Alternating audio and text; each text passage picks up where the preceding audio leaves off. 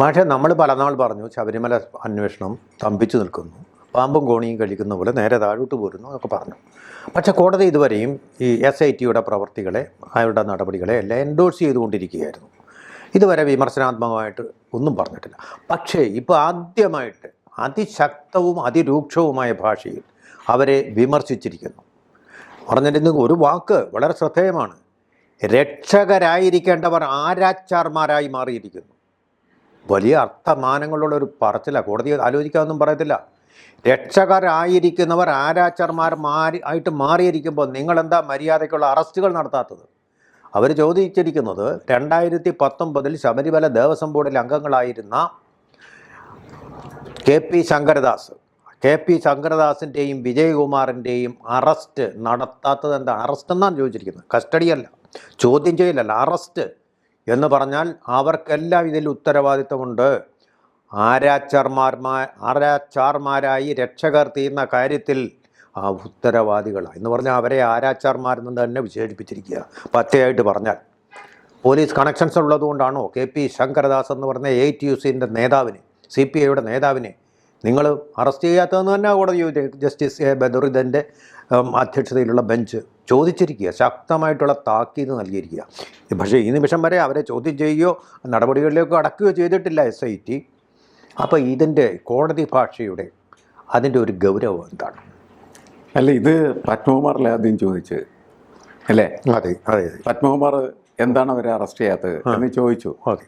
കോടതിക്ക് അന്ന് അത് അത്രമാത്രം സീരിയസ് ആയി തോന്നിയില്ല. പക്ഷെ പിന്നീട് കോടതിക്ക് തോന്നി അവര് അറസ്റ്റ് ചെയ്യേണ്ടതാണ്. കാരണം അന്ന് ബോർഡിലുണ്ടായിരുന്നവര് ഇവർ 3 പേരുമായിരുന്നു. ഈ 3 പേരെയും ഇല്ലേ പത്മകുമാറിനെ മാത്രം അറസ്റ്റ് ചെയ്തു, മറ്റു 2 പേരെ അറസ്റ്റ് ചെയ്തില്ല. ഇവരുടെ ജോലി ശബരിമല സംരക്ഷണമാണ്. ശബരിമല സംരക്ഷണം എന്ന് പറഞ്ഞാൽ ശബരിമലയുമായി ബന്ധപ്പെട്ട എല്ലാ കാര്യങ്ങളുടെയും രക്ഷകർ അവരാണ്. ഈ രക്ഷകർ തന്നെ അതിൻ്റെ ആരാച്ചാരായി മാറി. അതാണ് കോടതിയുടെ നിരീക്ഷണം.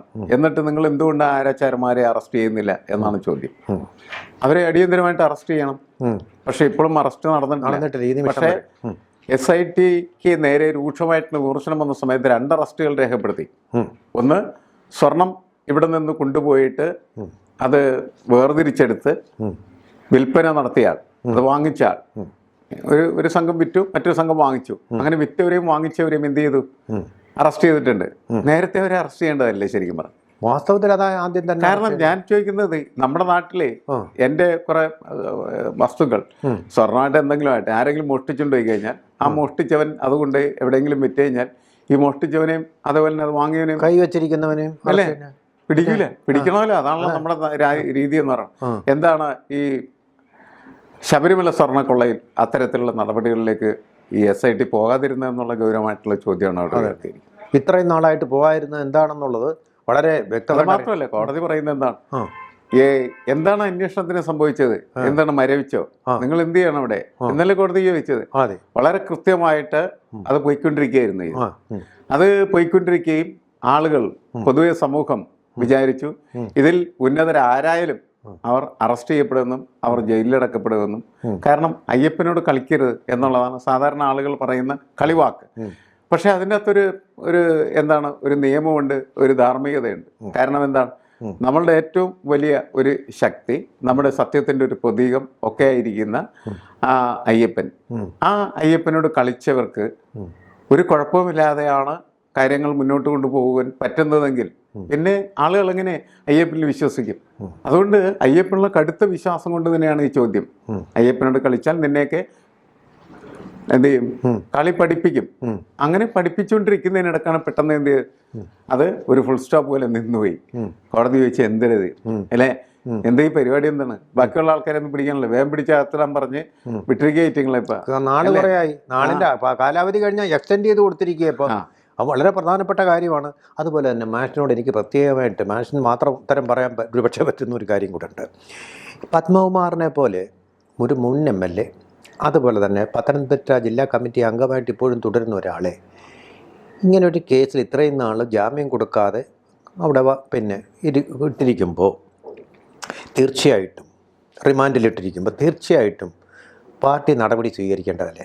CPM തന്നെയാണ് പറയുന്നത്, CPMൻ്റെ സ്റ്റേറ്റ് കമ്മിറ്റി തന്നെയാണ് പറയുന്നത് SITയുടെ അന്വേഷണം ശരിയായ ദിശയിലാണ് പോകുന്നത്, ശരിയായിട്ടാണ് അവരെ കുറ്റവാളികളെല്ലാം പിടിക്കുന്നുണ്ട്. അപ്പോൾ ഈ കുറ്റവാളികളുടെ കൂട്ടത്തിൽ പത്മകുമാറും വരുന്നില്ലേ? കോടതി ജാമ്യം കൊടുക്കുന്നില്ല. അതിന് വ്യക്തമായിട്ട് അടിസ്ഥാനമില്ലാതെ ജാമ്യം ഒരു പ്രതിക്കും കൊടുക്കാതിരിക്കത്തില്ല. Bail is normal, jail is an exception എന്നാണ് കോടതി പറയുന്നത്.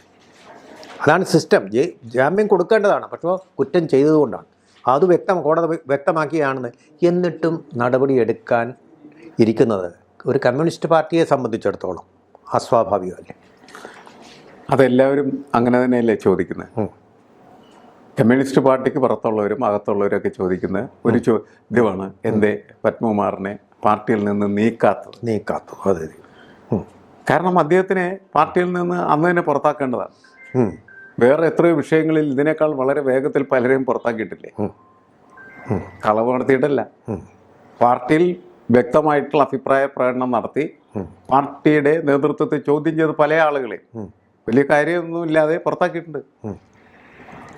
ഇവിടെ അങ്ങനെയല്ല, ഇതൊരു വലിയ അഴിമതി കേസാണ്. കേരളത്തിലെ പാർട്ടിയെ തന്നെ തേച്ച് കുളിപ്പിച്ച് ഇല്ലാതാക്കാൻ പറ്റുന്ന തരത്തിലുള്ള ഒരു അഴിമതി കേസ്. തീർച്ചയായിട്ടും ഈ തെരഞ്ഞെടുപ്പിൽ അവർക്ക് അടികിട്ടിയതിൻ്റെ പ്രധാനപ്പെട്ട കാരണവും ഇത് തന്നെയാണ് എന്ന് തെളിയിക്കപ്പെട്ടതാണ്. അതിൻ്റെ ശക്തിയാണ് പാട്ടിലൂടെ വെളിപ്പെട്ടത് അല്ലേ? സ്വർണം കട്ടത് ആരപ്പ, അതെ, സഹാക്കളാണ് അയ്യപ്പ, കേറ്റിയെ. അപ്പൊ അങ്ങനെ അതിന് ആ ഒറ്റ ചോദ്യം ഉണ്ടല്ലോ, സ്വർണം കെട്ടത് ആരപ്പ, സഹാക്കളാണ് അയ്യപ്പ എന്ന് പറയുന്ന ആ ഒരു സംഭവം. അതുകൊണ്ട് ഈ പത്മകുമാർ വഴിയും വാസു വഴിയുമല്ലേ സഹാക്കളുടെ തലയിൽ വന്ന് വീണത്. പിന്നെ എന്തിനാണ് അവരെ ഈ പാർട്ടിക്കകത്ത് വെച്ചുകൊണ്ടിരിക്കുന്നത്? അവനെ അന്ന് തന്നെ പുറത്താക്കേണ്ടതാണ്. പുറത്താക്കാതിരിക്കുന്നത് എന്തുകൊണ്ട് എന്ന് ചോദ്യം ഉയരുമ്പോഴാണ് സഹാക്കളും സാധാരണക്കാരും ഒക്കെ ആയിട്ട് പറയണത്, പത്മകുമാറിനെ പുറത്താക്കിയ പല രഹസ്യങ്ങളും അയാൾ പുറത്തുവിടും എന്ന് പറഞ്ഞ് അയാൾ പാർട്ടിയെ ഭീഷണിപ്പെടുത്തിക്കൊണ്ടിരിക്കുകയാണ്. അങ്ങനെ ഉണ്ടാവണമെന്ന് ഞാൻ കരുതുന്നില്ല. പക്ഷേ എന്തുകൊണ്ട് നിങ്ങൾ പുറത്താക്കുന്നില്ല? ആ ചോദ്യത്തിന് ഒരു ഉത്തരവും സാധാരണ സഹാക്കൾക്ക് കിട്ടുന്നില്ല എന്നുള്ളതാണ് പ്രധാനപ്പെട്ട കാര്യം. ഇതിപ്പോൾ ശക്തമായിട്ടുള്ള വിമർശനങ്ങളൊക്കെ വരുന്നുണ്ടെന്നാണ് കേൾക്കുന്നത്. നമ്മളിത് അറിയാൻ പറ്റില്ല. അവർ പത്രസമ്മേളനത്തിൽ പറയുന്നത് മാത്രമേ നമുക്ക് വാർത്തയായിട്ട് കിട്ടൂ. ആ വിമർശനങ്ങൾക്കൊടുവിൽ പത്മകുമാറിനെ കൈയൊഴിയാൻ പാർട്ടി നിർബന്ധിതമാവൂ? എൻ്റെ സാറേ, ഇത് ഇങ്ങനെയാണ് രാഷ്ട്രീയ പ്രവർത്തനം നടത്തുന്നത്. എല്ലാ ആളുകളും പറഞ്ഞ് ചളുവായി നശിച്ച് പാർട്ടിക്ക് പരിക്കേക്കാനുള്ള മുഴുവൻ ഇത് കഴിഞ്ഞിട്ട് ഇനി അവനെ പുറത്താക്കിയിട്ട് പുറത്താക്കാതിരിക്കണോ നല്ലത്. കാരണം ഈ ഒരു പാർട്ടി സർഗാത്മകമായിട്ട് റിയാക്ട് ചെയ്യുന്ന ഒരു പാർട്ടിയാണെങ്കിൽ ഇയാളെ ഇപ്പം തന്നെ പുറത്താക്കും. വേറെ അതിൻ്റെ ചർച്ചയൊന്നുമില്ല, അവനെ പുറത്താക്കും. അപ്പോൾ ഇപ്പോൾ അവർ കരുതുന്നത് എന്താ? പാർട്ടി അവനെ പുറത്താക്കി കഴിഞ്ഞിട്ടുണ്ടെങ്കിൽ അവൻ കുറ്റവാളിയാണ് എന്ന് പാർട്ടിയും തീരുമാനിച്ചു എന്നാണ് കരുതുന്നത്. അതും പാർട്ടിക്ക് ക്ഷീണമല്ലേ എന്ന് എഴുതിയിട്ടാണ്. ഇവനൊക്കെ എന്ത് ചിന്തയുമായിട്ടാണ് ഈ രാഷ്ട്രീയ പ്രവർത്തനം നടന്നത് എനിക്ക് മനസ്സിലാവുന്നില്ല. അവനന്ന് പുറത്താക്കണം അപ്പം തന്നെ, വേറെ ഒന്നും ചെയ്യേണ്ട കാര്യമൊന്നുമില്ല. പുറത്താക്കുമ്പോൾ കണ്ടീഷൻ വെക്കാം, ഇയാൾ തെറ്റുകാരനല്ലെങ്കിൽ ഇയാളെ തിരിച്ചെടുത്തുകൊള്ളാം. അതെ, അതാണ് ചെയ്യാവുന്ന ഒരു കാര്യം പാർട്ടി ചെയ്യാറുള്ളത്. വേറെ എന്താ ചെയ്യാൻ? അതെ. അപ്പം അങ്ങനെ ചെയ്യേണ്ട കാര്യം ചെയ്യാതെ അത് ഈ അഴുക്കാക്കി നശിപ്പിച്ച് എല്ലാ തരത്തിലും പാർട്ടിക്ക് ഉണ്ടാകാവുന്ന ഉപദ്രവങ്ങളുണ്ടാക്കി തെരഞ്ഞെടുപ്പിൽ തോറ്റ് ഇതെല്ലാം കഴിഞ്ഞിട്ട് ഞങ്ങളെ പുറത്തേക്കിട്ട് എന്ത് ചെയ്യാൻ? മറ്റ് പാർട്ടികളെ പോലല്ലോ. ഞാൻ ജനങ്ങൾ അറിയാൻ വേണ്ടി പറയുകയാണ്, മാഷറിയാൻ വേണ്ടി പറയുകയല്ല. കമ്മ്യൂണിസ്റ്റ് പാർട്ടി എന്ന് പറയുന്നത് മിസ് കോൾ അടിച്ച് മെമ്പർഷിപ്പ് കിട്ടാവുന്ന പാർട്ടിയല്ല. ഒരു വ്യക്തിയുടെ എല്ലാവിധമായ സമഗ്രമായിട്ടുള്ള സ്വഭാവങ്ങളും സമഗ്രമായി പരിശോധിച്ച ശേഷമാണ് മെമ്പർഷിപ്പ് പോലും കൊടുക്കാറുള്ളത്. ആ മെമ്പർഷിപ്പ് തന്നെ കൊടുത്താൽ തന്നെ മദ്യപാനം തുടങ്ങിയ ദുശീലങ്ങൾ ജനങ്ങൾക്ക് ശല്യമാവുന്നുണ്ടെങ്കിൽ ആ ആളിനെ പുറത്താക്കി എത്രയോ സംഭവങ്ങൾ എനിക്കറിയാം. മെമ്പർഷിപ്പിൽ നിന്ന്, പ്രാഥമിക അംഗത്വത്തിൽ നിന്ന്. അങ്ങനെയുള്ള ഒരു പാർട്ടി കോടതി തന്നെ കുറ്റക്കാരനായി കാണുന്ന ഒരാളെ വെച്ചുകൊണ്ടിരിക്കുക എന്ന് പറയുന്നതാണ് വാർത്ത. അതാണ് അസ്വാഭാവികം. അത് പാർട്ടിയെ ബാധിച്ച ജീർണതയുടെ ഒരു പ്രതിഫലനമായിട്ടാണ് നമുക്കതിനെ കണക്കാക്കേണ്ടത്. ഈ പെട്ടെന്ന് പ്രതികരിക്കാനായിട്ടുള്ള അതിൻ്റെ ശേഷി നഷ്ടപ്പെട്ടു കഴിഞ്ഞിരിക്കുകയാണ്. പ്രതികരണ ശേഷി നഷ്ടപ്പെട്ടിരിക്കുക. അത് ഈ ഭരണകൂടത്തിൻ്റെ ഭാഗമായി അത് മാറിയോടുകൂടി സംഭവിച്ച ദുരന്തമാണ്. ദുരന്തമാണ്. ഓക്കെ. അത് ഒരു പഴയകാല കമ്മ്യൂണിസ്റ്റ് പ്രസ്ഥാനത്തിൻ്റെ ഒരു പ്രവർത്തകൻ്റെ വാക്കുകളാണ് നമ്മളിപ്പോൾ കേട്ടത്. അപ്പോൾ ഇന്നത്തെ കമ്മ്യൂണിസ്റ്റ് പാർട്ടിയും ആ കമ്മ്യൂണിസ്റ്റ് ആദർശവും തമ്മിലുള്ള ഒരു അകലം അദ്ദേഹത്തിൻ്റെ ഈ ചുരുങ്ങിയ വാക്കുകളിൽ നിന്ന് നമുക്ക് വായിച്ചെടുക്കാവുന്നതാണ് എന്ന് തോന്നുന്നു. ABC ഒരു ദേശീയ ചാനലുണ്ട്. ഒരുപക്ഷെ നിങ്ങൾക്ക് അതിനെക്കുറിച്ച് അറിയാൻ പാടുണ്ടാവില്ല. നമ്മൾ ദേശീയ വിഷയങ്ങളെല്ലാം ചർച്ച ചെയ്യുന്ന ആ ചാനൽ ഒരു ഹിന്ദി ചാനലാണ്. തീർച്ചയായിട്ടും നിങ്ങൾ സബ്സ്ക്രൈബ് ചെയ്യണം. കൂടുതൽ വാർത്തകളും വിശേഷങ്ങളും നിങ്ങളിലേക്ക് എത്താൻ ABC മലയാളം സബ്സ്ക്രൈബ് ചെയ്യുക. ബെൽബട്ടനും അമർത്തുക.